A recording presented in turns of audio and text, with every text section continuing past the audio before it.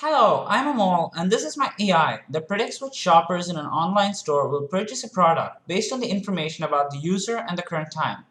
The AI takes into account the following: the types of web pages that the user visited, the duration of the types of web pages that the user visited, whether it was a special day or not, the month, the operating system, the browser, region, and type of device that the user is using, the type of visitor, whether they're returning or new, and whether it's a weekend.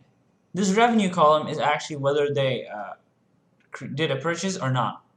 This is Project 4A of CS50's Introduction to Artificial Intelligence. Here are the results of the program. The program actually doesn't do much, it just tells us the true negative and the true positive rate.